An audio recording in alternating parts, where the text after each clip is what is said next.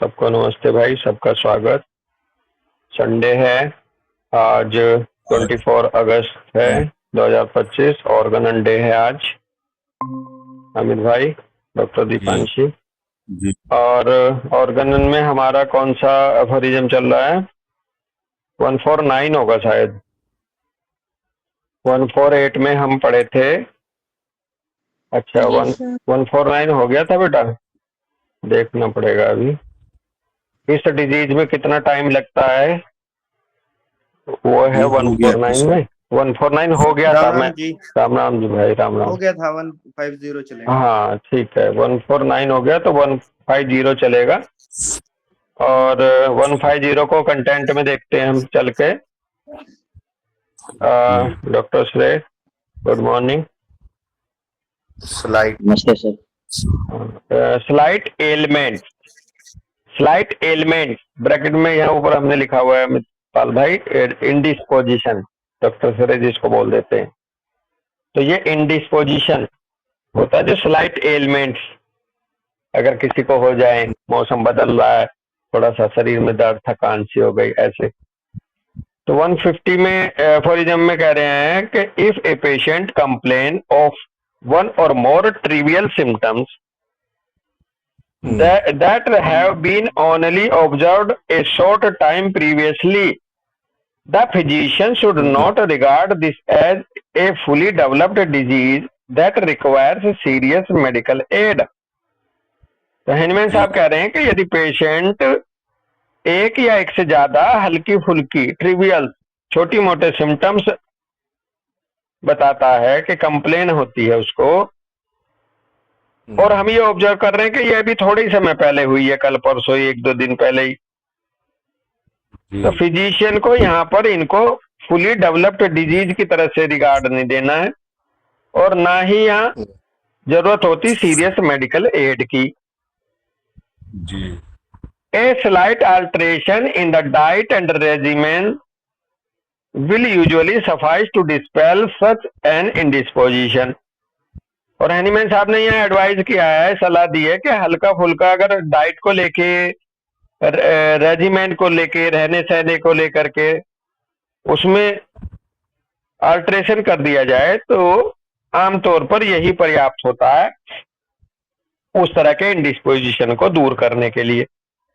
थोड़ा डाइट अच्छी बता दो, थोड़ा सा रहना कब क्या कैसे रहना है, कहाँ धूप सेकनी है, या गर्म से बचना, ठंडे से बचना, डाइट एंड रेजिमेंट का तो ख्याल करके ही हम उसको अमित भाई ठीक कर लेते हैं। तो वहां जरूरी नहीं है कि एकदम कोई मेडिकल एड देनी पड़े, और इस बात का हमें क्लिनिक पे भी ध्यान रखना चाहिए कि हम आते के साथ ये ना सोचे कि दवाई देनी ही देनी है, मरीज आ गया तो।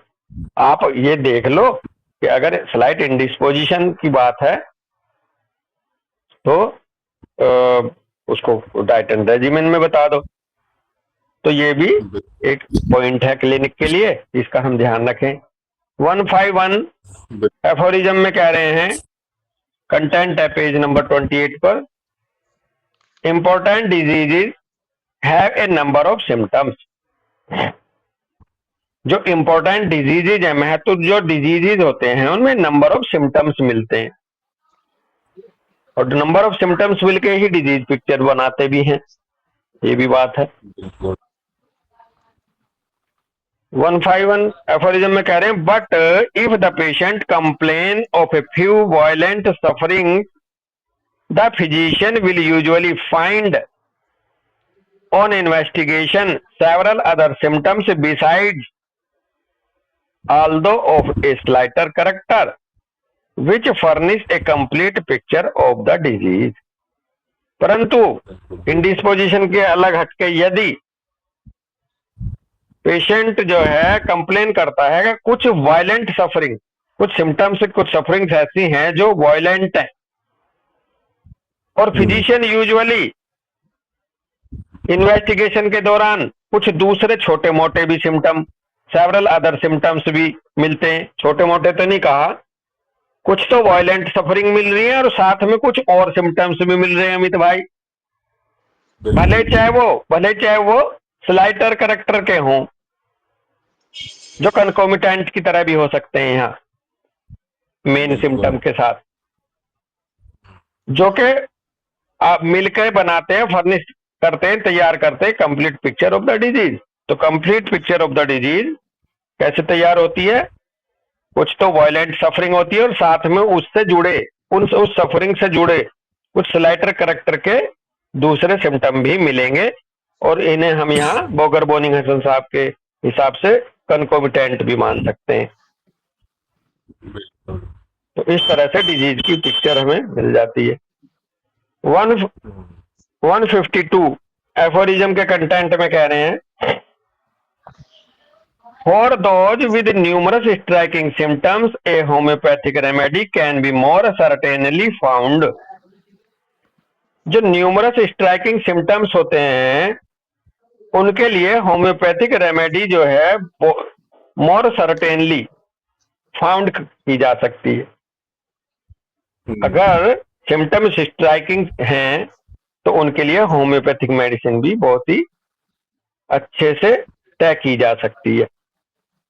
152 में कह रहे हैं, एफोरिज्म में कह रहे हैं कि the worse the acute disease is of so much the more numerous and striking symptoms is it generally compose, but with so much the more certainty may a suitable remedy for it be found if there be a sufficient number of medicines known with respect to their positive action to choose from।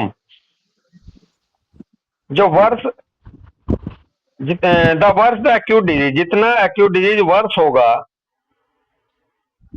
of so much the more numerous and striking symptoms it is generally composed।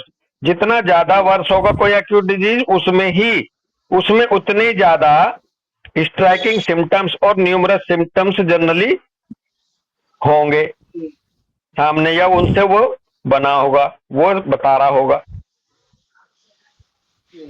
But with so much the more certainty में a suitable remedy for it found if there be a sufficient number of medicines known with respect to their positive action to choose from। अब वहां symptom तो होंगे doctor Deepshikha, striking symptoms numerous, लेकिन कह रहे हैं कि वहां भी मोर सर्टेनिटी के साथ सुटेबल रेमेडी खोजी जा सकती है, या खोज लेंगे हम वहां यदि हमारे पास सफिशिएंट नंबर ऑफ मेडिसिन हो जिनको हमने जान लिया हो उनके पॉजिटिव एक्शंस के रेस्पेक्ट में, उनमें से हम चूज कर सकते हैं। फिर अगला सेंटेंस कह रहे हैं कि among the list of symptoms of many medicine it will not be difficult to find one from whose separate disease elements an antitype of curative artificial disease very like the totality of the symptoms of the natural disease may be constructed and such a medicine is the desired remedy। तो अब Hahnemann साहब कह रहे हैं कि जो list of symptoms हैं many medicine के, जो मैनी मेडिसिन के जो लिस्ट ऑफ सिम्टम्स हैं मुश्किल नहीं होगा ढूंढना, one from whose separate disease element, एक को जो उनके जो सेपरेट डिजीज एलिमेंट्स यानी कि सिम्टम्स जो हैं बहुत ज्यादा, उनमें से ढूंढना मुश्किल नहीं होगा जो बिल्कुल एंटी टाइप होगा। एंटी टाइप का यह मतलब है a person or thing that is represent that opposite to something, someone or something. बिल्कुल उसके किसी का माइक ऑन है, शायद घर की आवाज आ रही है, जब ध्यान दें। तो ये डिफिकल्ट नहीं होगा फिर किसी एक को ढूंढना सेपरेट डिजीज एलिमेंट्स में से जो बिल्कुल अपोजिट होगा इसके ऑफ क्यूरेटिव आर्टिफिशियल डिजीज के रूप में, anti type of curative artificial disease which like the totality of the symptoms of the natural disease may be constructed उन मेडिसिन के सिम्टम्स में से कह रहे हैं कि उसमें से फिर हम एक टोटलिटी ऑफ सिम्टम्स बिल्कुल नेचुरल डिजीज की तरह की उसमें से कंस्ट्रक्ट कर लेंगे, फिर मैट्रिया मेडिका में से या रिपोर्टरी में से, उन सिम्टम्स के बीच में से, और डिजीज एलिमेंट्स के बीच में से, and such a medicine is the desired remedy. और फिर जब हम कंस्ट्रक्ट कर लेंगे किसी नेचुरल डिजीज के लिए टोटलिटी ऑफ सिम्टम्स को आर्टिफिशियल डिजीज के रूप में मेडिसिन के सिम्टम्स में से, तो फिर हम यहाँ जो मेडिसिन सबसे ज्यादा कवर करेगी उस टोटलिटी को, वो उसकी डिजायर्ड रेमेडी बन जाएगी यहाँ पे। तो एक तरह से लबोलबाब ये है अमितपाल भाई कि किस तरह से आप एक राइट रेमेडी, एक राइट मेडिसिन या रेमेडी को सेलेक्ट करते हो किसी एक्यूट डिजीज के लिए या किसी डिजीज के लिए। 153 एफोरिज्म इसके लिए बहुत अच्छा माना जाता है, शुरू से पढ़ते चले आते हैं हम कॉलेज डेज से। 153 की अलग अहमियत है। उसमें कंटेंट में कह रहे हैं कि what kind of symptoms ought one chiefly to attend to in the choice of a remedy. इसलिए महत्वपूर्ण है ये कि किस तरह के सिम्टम्स हों, कौन से वो सिम्टम्स हों जिनको हम मेडिसिन को चूज करने के लिए, रेमेडी को चूज करने के लिए जिनको हम अटेंड करेंगे। वो सिम्टम्स कैसे होने चाहिए, कौन होने चाहिए। तो उसमें अक्सर एक लाइन में बोल देता हूं जो अक्सर बोलते हैं कि वो होने चाहिए मोर स्ट्राइकिंग, सिंगुलर, अनकॉमन और पिक्यूलियर। ये हम सब ऐसे बोलते चले आए हैं, तो जो कि उन्होंने 153 में इसको बताया।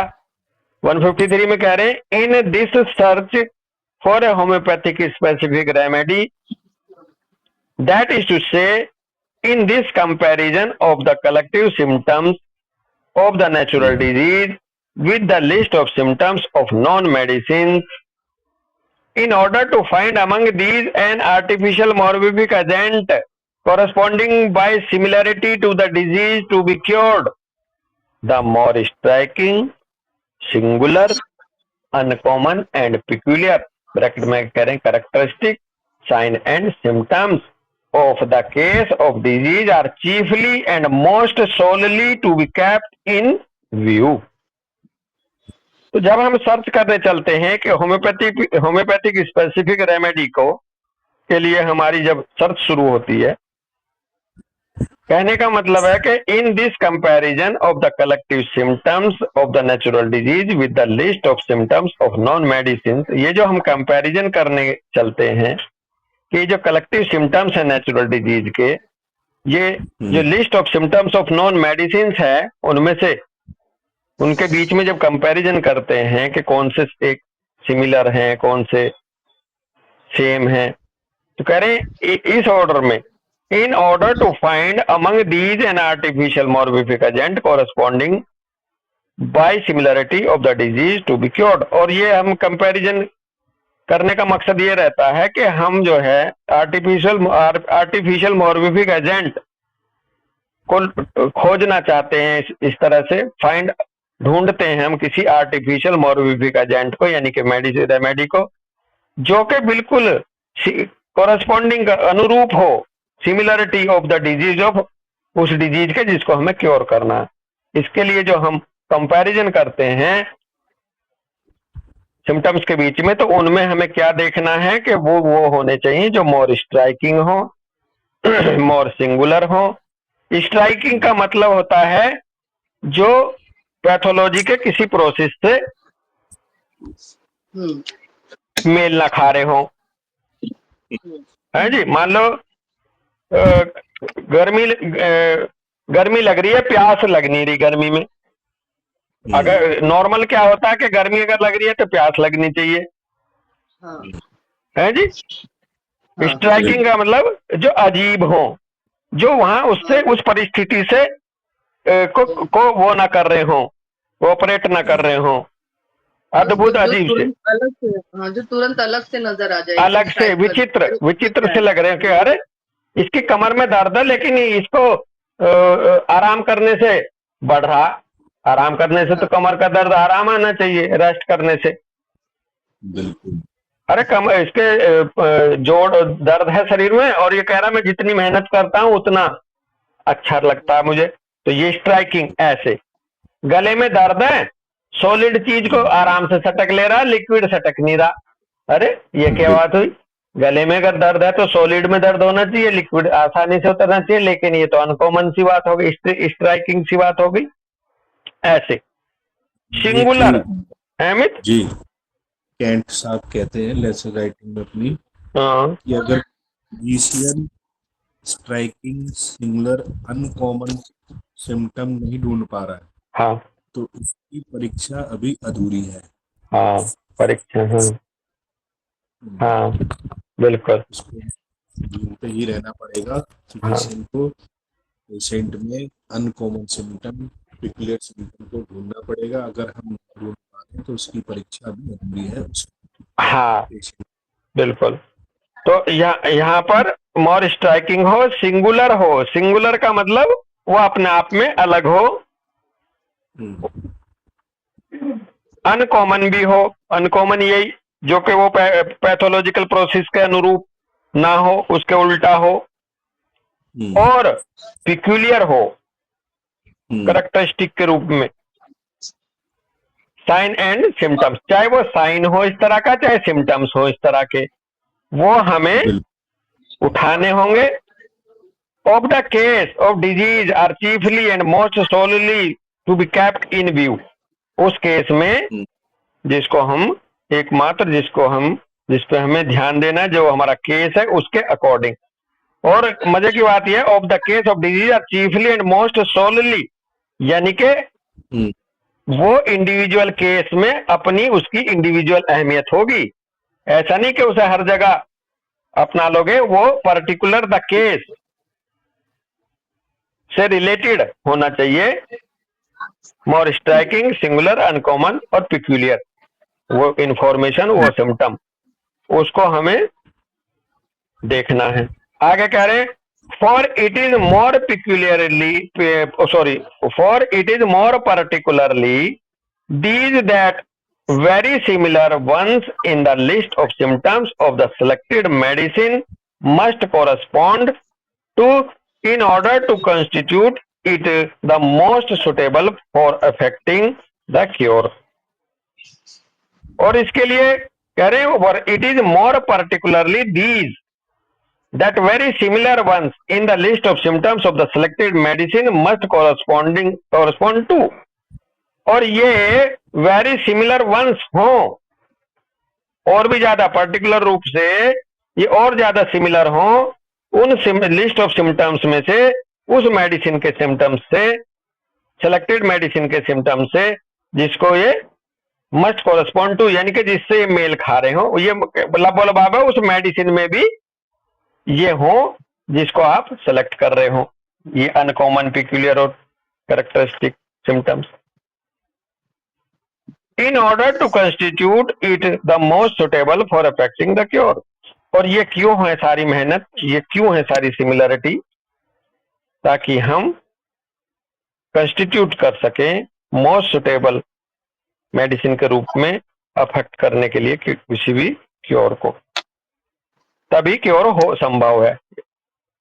कह रहे हैं the more general and undefined symptoms, more general और अनडिफाइंड सिम्टम्स जो हैं, जैसे कि loss of appetite, headache, debility, restless sleep, discomfort and so fourth, और भी कई सारे हो सकते हैं, demand but little attention when of that वेग एंड इंडेफिनिट कैरेक्टर। ये जो मोर जनरल और अनडिफाइंड सिम्टम्स हैं, जैसे कि भूख नहीं लग रही साहब, सिर दर्द है, कमजोरी है, बेचैनी, नींद नहीं आ रही, डिस्कम्फर्ट है, इनकी डिमांड तो है लेकिन बहुत कम, लिटिल अटेंशन देना है। क्यों? जब ये खास करके जब ये वेग और इंडेफिनिट कैरेक्टर में आ रहे हो। If they can not be more accurately described as symptoms of such a general nature are observed in the almost every disease and from almost every drug. और इनको लिटिल अटेंशन तब देना है जब तक ये मोर एक्यूरेटली डिस्क्राइब ना कर रहे हो अपने आप को। यदि ये अपने आप को स्पष्ट रूप से अलग हटके कुछ जब तक ये अपना वहां प्रेजेंटेशन ना दे रहे हो तब तक इनको बहुत ज्यादा ध्यान नहीं देना। क्यों? क्योंकि ये जो है लगभग हर एक ड्रग में, हर एक डिजीज में जनरली ये मिलते ही हैं। कोई भी इंसान बीमार होगा तो उसे थकान, कमजोरी तो रहेगी, भूख उसकी हाँ अफेक्टेड रहेगी, बिल्कुल। उसे बेचैनी, डिस्कम्फर्ट तो रहेगा। तो इसलिए इनका ध्यान नहीं देना इतना, बशर्ते जब तक ये मोर एक्यूरेटली डिस्क्राइब ना कर रहा हो। कैसे? हम्म, जिस केस में भूख नहीं लगनी चाहिए, बहुत ज्यादा लग रही, हाँ होते हैं ना दीपशिखा, बिल्कुल बिल्कुल। तो उसको कंसिडर करो। मान लो बीमारी इतनी है नहीं, हम्म, जितना कमजोर हो गया, या होता है ना कि दस्त बहुत ज्यादा जा रहे हैं लेकिन कमजोर लग ही नहीं रहा, ऐसे। तो इस तरह से जब तक ये अपने आप को एक्यूरेटली डिस्क्राइब ना कर दें किसी सिचुएशन के साथ, तब तक इन पर बहुत ज्यादा अटेंशन नहीं देनी, क्योंकि ये हर एक डिजीज का हिस्सा होते हैं लगभग, और हर एक मेडिसिन की प्रूविंग में या हर एक मेडिसिन का लगभग हिस्सा होते हैं ये जनरल सिम्टम। तो इनको हम तभी यूज करेंगे जब ये मोर एक्यूरेटली डिस्क्राइब करें। हाँ बेटा। बस वैसे भी एक जनरल पर्सपेक्टिव से ऐसे कहा जाता है, जब तक होम्योपैथी नहीं जानते थे तब भी, कि जब हम बीमार होते हैं तो हमारे बॉडी को रेस्ट करने के लिए या उसको अपनी हीलिंग के लिए एटीपी बचानी होती है। उसके लिए वो क्या करता है, वो जो बहुत सारे फंक्शंस है बॉडी के, उनको स्लो डाउन कर देता है। जैसे एपेटाइट स्लो हो जाती है, फिर रेस्ट करता है बॉडी, ठीक है। हाँ इसी हाँ तरह की जो चीजें हैं, तो जब यहाँ पे रेस्टिंग होती है, डाइजेस्टिव सिस्टम की रेस्टिंग हो रही है, पूरी बॉडी की रेस्टिंग हो रही है, तो जो एटीपी बच रहा है उससे हीलिंग होती थी। तो एक तरह से ये जो है ना, एक जनरल प्रोसेस है जो जनरल प्रोसेस है बिल्कुल। आमतौर पर बीमार होने पे होती ही है। हाँ, और पता है दीपशिखा, ये बहुत ज्यादा कहाँ समझ में आता, ये आता है उनके जो अपने एनिमल्स होते हैं, काऊ है, हाँ जी। बफेलो है, हॉर्स है, ये क्या है, जब भी इनको कुछ इंडिस्पोजिशन या बीमारी होगी सबसे पहले खाना कम करते हैं या बंद करते हैं, हैं जी। और बिल्कुल आप सही कह रही हैं, ये जो जनरल मैलेज है, ये जो थकान और ये है, ये थोड़ा सा उसका वो पार्ट भी होता है कि ताकि हीलिंग के लिए उसको सपोर्ट मिल सके बची हुई एनर्जी से या रेस्ट करने की उससे। बिल्कुल। तो इसलिए इनको तब तक बहुत ज्यादा कंसिडर नहीं करेंगे जब तक ये बिल्कुल एक्यूरेटली डिस्क्राइब ना हो रहे हो किसी परिस्थिति के साथ। तो ये था 153।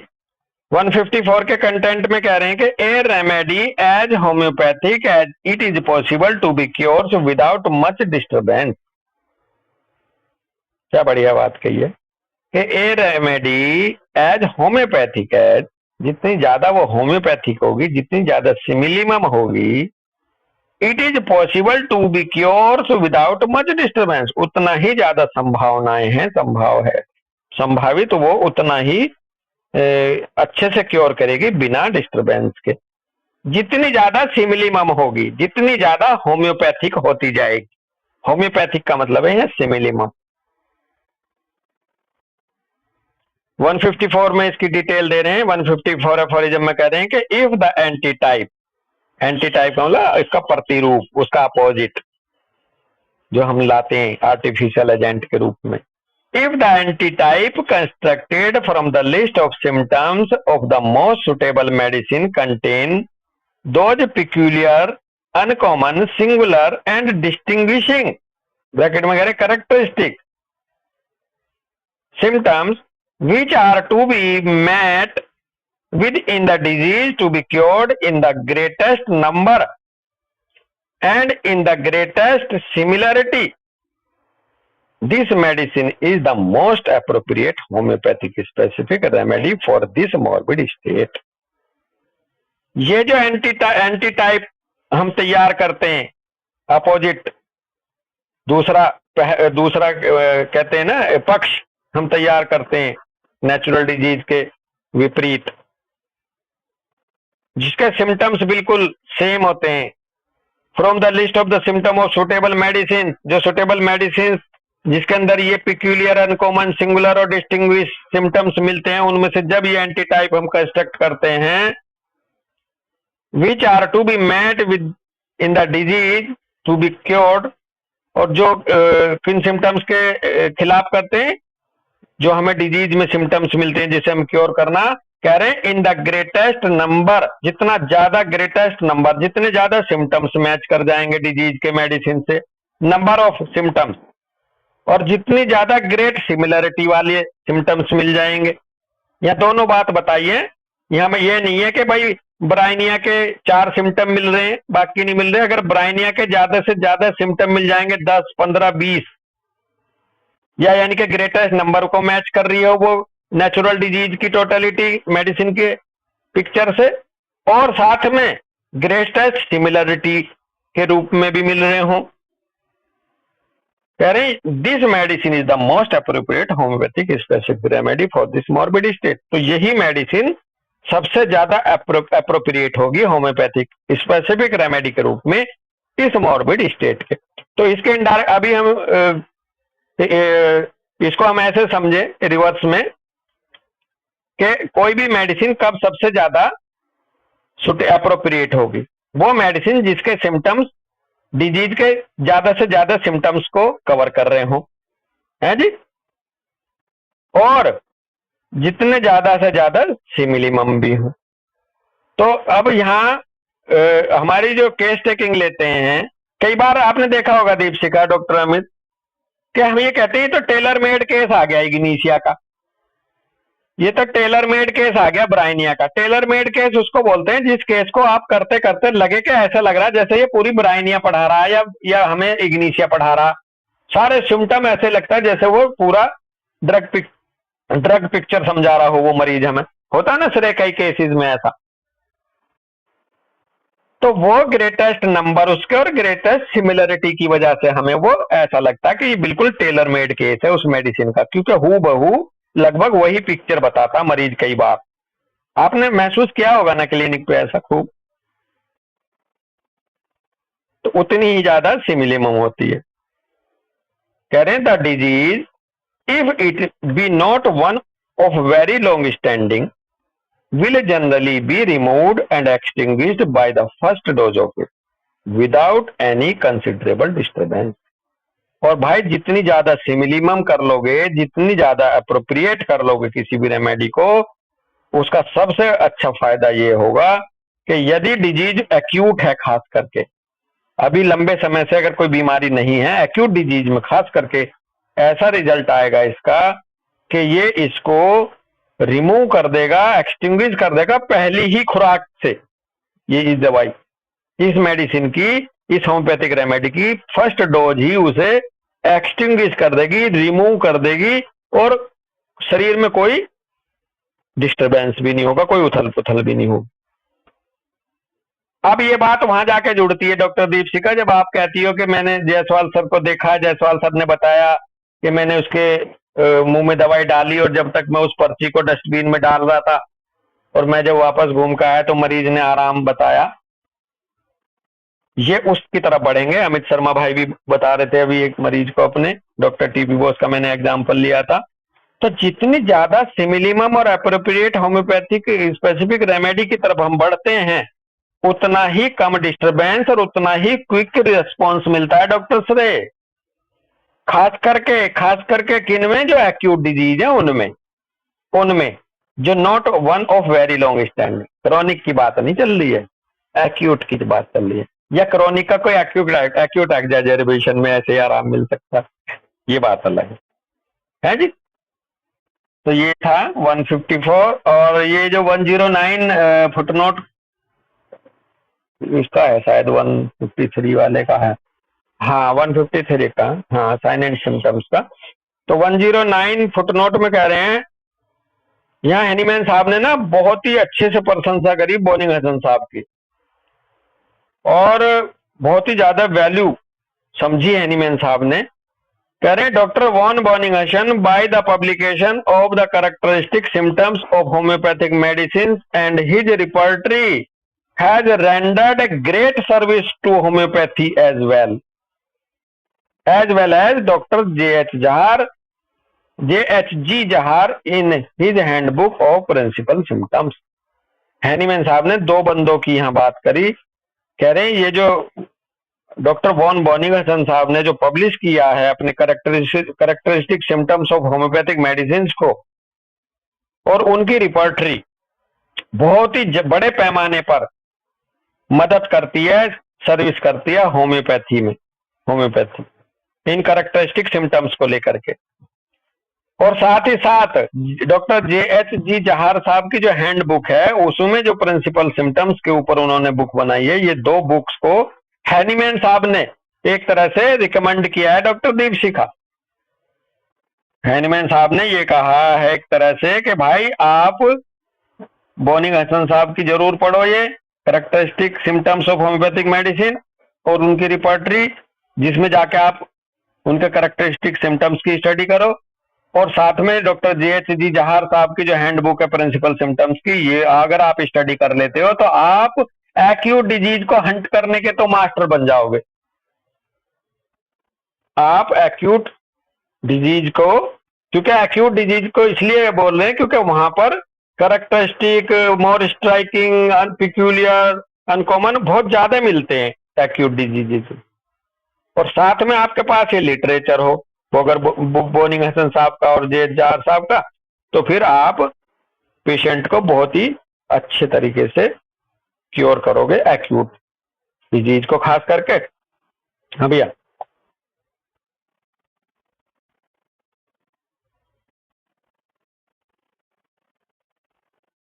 अच्छा G.H. अच्छा चलो G.H.G. नहीं J.H. जहार है, या आप फिर से बताओ क्या बताना चाह रहे हैं।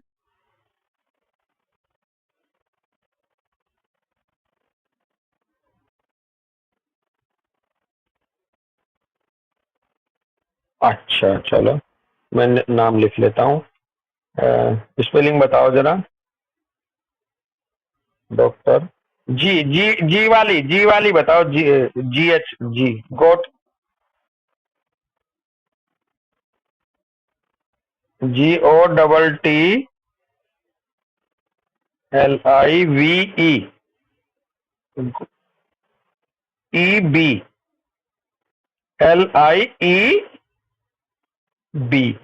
Gottlieb H.G. जहार। ओके चलो थैंक यू भाई, देखते हैं और आगे कवर होगा, क्योंकि हम तो डॉक्टर जहार करके पढ़ते चले आ रहे हैं, तो इसलिए गोटलिब का थोड़ा सा ध्यान नहीं दिया, और ऑर्गेनन में यही छपा हुआ है।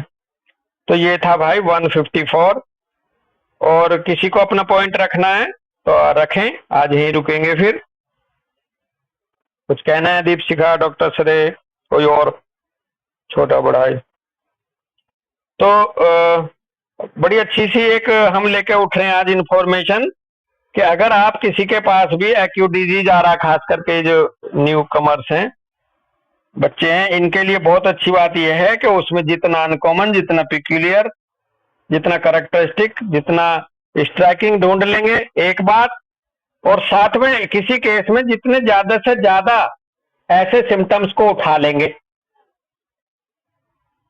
और सिमिलीमम कर लेंगे जिस मेडिसिन से वो उतना ही जल्दी से रेस्पॉन्स कर देती है, उतना ही जल्दी से क्योर कर देती है।